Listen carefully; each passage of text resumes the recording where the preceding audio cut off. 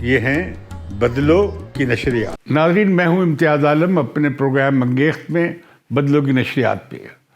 آج میں آپ کے ساتھ ایک بڑے ہی نازک اور حساس موضوع پہ بات کرنے جا رہا ہوں، جو بھارت کی سیاست میں شہریت کے بل کے بعد پھر سے ایک خوفناک مذہبی تقسیم کہہ لیں یا مسلم ہندو تقسیم، اس کا باعث بننے جا رہا ہے۔ اس کا تعلق اس بات، اب جب کہ ہم دیکھتے ہیں کہ یہ 4 الیکشنز ہو رہے ہیں جس میں اسٹیٹس کے، جس میں یو پی کا الیکشن کو سیمی فائنل قرار دیا جا رہا ہے کہ بی جے پی اگر وہ ہار گئی تو وہ 2024 کے الیکشن میں مودی کے لیے وزیر اعظم بننا مشکل ہو جائے گا، اور اگر جیت گئی تو پھر شاید ان کے سامنے کوئی بڑا امیدوار یا چیلنجر سامنے نہ آئے۔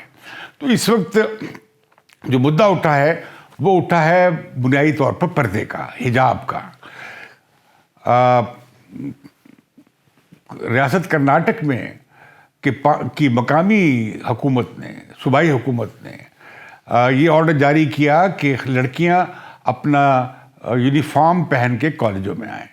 تو 5 کالجوں میں 3 سرکاری اور 2 پرائیویٹ کالجوں نے کہا، یہ فیصلہ کیا کہ لڑکیاں اپنا یونیفارم پہن کر آئیں۔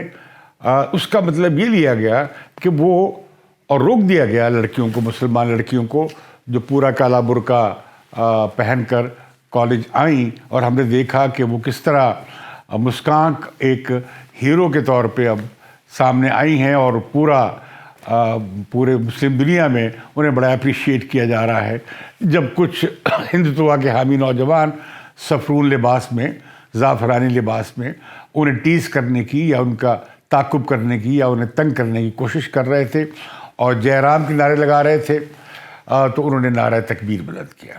اس بات سے قطع نظر اس موضوع پہ بات کرنے کی آج میں کرنا چاہ رہا ہوں کہ یہ حجاب کے سوال پہ، پردے کے سوال پہ اب وہاں پہ بہت بڑی بحث چل پڑی ہے، اور یہ معاملہ ہائی کورٹ میں ہے۔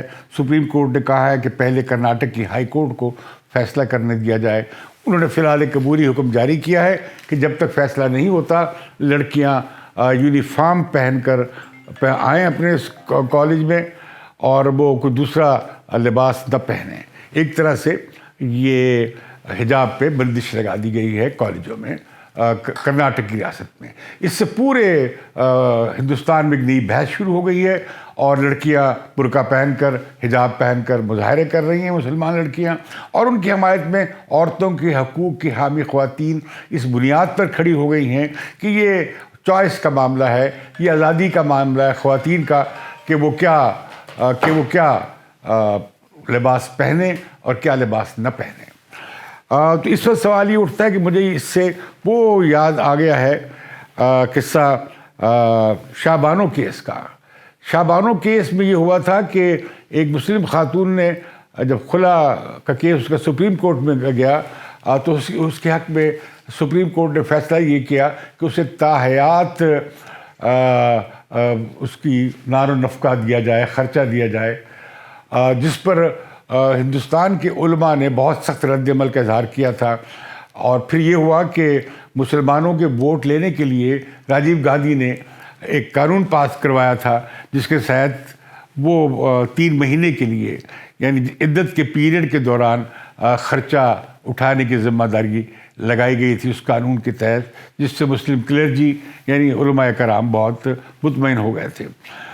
دوبارہ ہم نے دیکھا کہ مودی حکومت نے 3 طلاق کے معاملے کو استعمال کرنے کی کوشش کی، اور جس پہ مسلم خواتین خوش ہوئی، کیونکہ مسلم خواتین اس بات سے بہت تنگ آ گئی تھیں کہ ایک شخص غصے میں آ کر 3 بار طلاق کرتا ہے، اور پھر ان کے سامنے ان کا مستقبل، پورے خاندان کا اور ان کا اپنا مستقبل تاریک ہو کے رہ جاتا ہے۔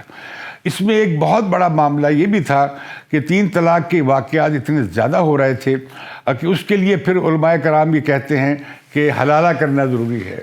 حلالہ کا مطلب یہ، اس میں پھر علماء مولوی جو تھے وہ خود حلالہ میں شامل ہو گئے، اور اس سے بہت سارے خواتین کے مسئلے بننے لگے۔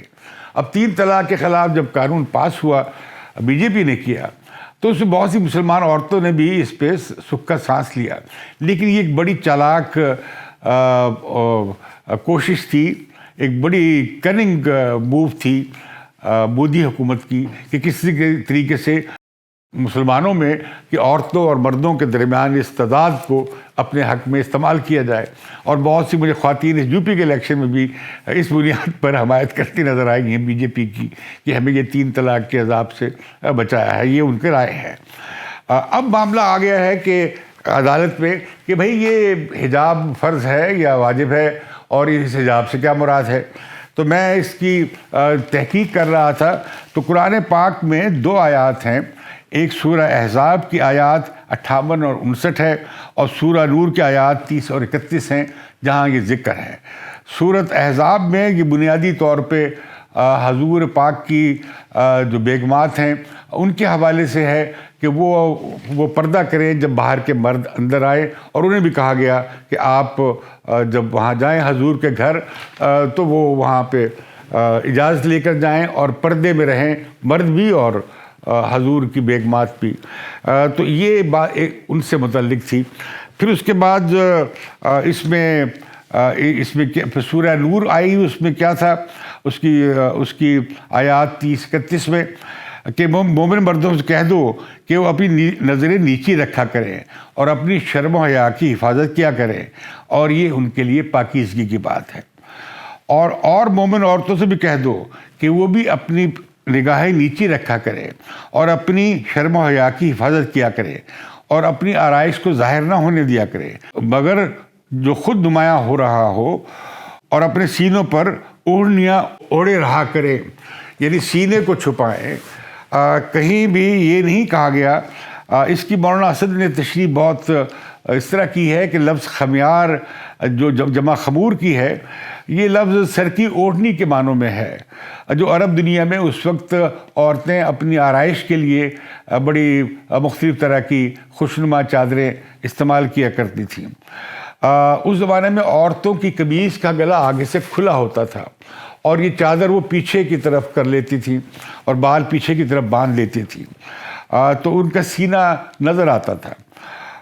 تو لہذا یہ کہا گیا کہ چادر اوڑھ لینی چاہیے، سینے کو چھپا لینا چاہیے. کہیں سر کو چھپانے یا پاؤں تک چھپانے کا ذکر نہیں ہے، شرمگاہوں کو چھپانے کی بات ہے، پورے جسم کو چھپانے کی بات نہیں کی گئی ہے. اور اسے واجب قرار دیا گیا، یہ ایک فرض نہیں ہے. لیکن اس میں اب دیکھتے ہیں کہ تمام دنیا میں حجاب کے حوالے سے یہ بحث شروع ہوئی، اور جس پہ انسانی حقوق کے ماننے والے یہ کہتے ہیں، اور جو خواتین کے حقوق، کہ یہ عورت کی حق ہے کہ وہ کیا لباس پہنتی ہے اور وہ اپنے آپ کو کس طرح پیش کرتی ہے، یہ عورت کا حق ہے. تو لہذا ہم اب یہ ہندوستان میں بھی یہ بحث دیکھ رہے ہیں. فرانس میں جب حجاب پہ بندش لگائی گئی تو اس حساب سے لگائی گئی کہ منہ ان کا ڈھکا نہ ہو، کیونکہ اس طرح پہچاننے میں مشکل ہوتی ہے. یہ جو آیات تھیں قرآنی، یہ اس وقت بھی آئیں جب خود جو مومن خواتین جو تھیں انہیں بھی خطرہ درپیش تھا کفار مکہ سے اور دوسرے کفار سے. تو لہذا وہ چھپ کے نکلتی تھیں باہر تاکہ ان کی نشاندہی نہ ہو سکے. لیکن جو بنیادی پاکیزگی کی بات ہے، اور وہ یہ ہے کہ اس کا تعلق بنیادی طور پر اپنے آپ کو اپنے باطن کی پاکیزگی ہے، نہ کہ ظاہری پاکیزگی. گو کہ ظاہری پاکیزگی میں بھی زور دیا گیا ہے. تو لہذا اصل سوال ہے کہ مومن جو ہے نا وہ اس کا صادق کا وجدان خود فیصلہ کرے، صادق مومن کا وجدان. اور ایک حدیث ہے کہ صحیح فیصلہ کرنے کے لیے اپنے وجدان اور ضمیر سے رجوع کرو اور کوئی ایسا فیصلہ نہ کرو جو ایذا کا باعث ہو. ہم نے پردے کو بھی ایک ایذا کا باعث بنا دیا ہے. آج بھارت میں مجھے یاد ہے کہ 10 سال پہلے کی کرناٹک کی تصویریں میں نے دیکھی ہیں. کسی ایک مسلمان بچی کے سر پہ بھی دوپٹہ نہیں تھا اور برقع اس نے نہیں پہنا ہوا تھا، خاص طور پہ کالا برقع تو مجھے نظر نہیں آیا. لیکن یہ 10 سال کے عرصے میں ہم نے دیکھا ہے کہ جب ہندوتوا کا عروج آیا اور مسلم ہندو فسادات ہوئے اور بابری مسجد جب گرائی گئی، اس کے بعد جب ہندوتوا کا عروج اور اس کی لہر آنی لگی تو مسلمانوں میں اپنی شناخت کی سوال اٹھا اور خواتین بھی ہمیں برقع کی طرف پہننے کی طرف مائل نظر آئی. اب اس سے ہندوستان کی سیاست میں اب برقعے کا سوال ایک بڑا اہم سوال بننے جا رہا ہے اور اس کے گرد ہندو مسلم سیاست چلے گی، کافی عرصہ چلے گی. لیکن دیکھنا یہ چاہیے کہ ہماری مسلمان لڑکیوں کی تعلیم جاری رہے اور ان کے لباس کو یا ان کے نقاب کو اور ان کے حجاب کو وجہ نہ بنایا جائے ان کی تعلیمی اداروں پر بندش کے لیے. یہ ان کا حق ہے کہ وہ برقع پہنتی ہیں، کتنا پہنتی ہیں، کتنا حجاب لیتی ہیں، کتنا نہیں لیتی ہیں، یہ ان کا حق ہے. ساری مسلمان عورتیں حجاب بھی نہیں لیتی ہیں اور ساری مسلمان عورتیں برقع بھی نہیں پہنتی ہیں. تو لہذا اب ہم دیکھتے ہیں کہ اس سے یہ برقعے کے معاملے پہ یو پی کا الیکشن میں بھی اب یہ برقعے کا معاملہ اب سامنے آ رہا ہے، وہاں بھی اب یہ الیکشن کا مدعا بننے جا رہا ہے. اور یو پی کا الیکشن آپ کو معلوم ہوگا کہ یہ ایک طرح سے سیمی فائنل کہا جا رہا ہے 2024 کے، جب ملک کے عام انتخابات ہوں گے اور جس میں مودی کے مستقبل کا دوبارہ سے تعین ہونے جا رہا ہے ان الیکشن میں. تو یو پی کے الیکشن میں بھی یہ مدعا استعمال ہوگا. مجھے اجازت دیجیے اور اگلے پروگرام میں پھر حاضر ہوں گے.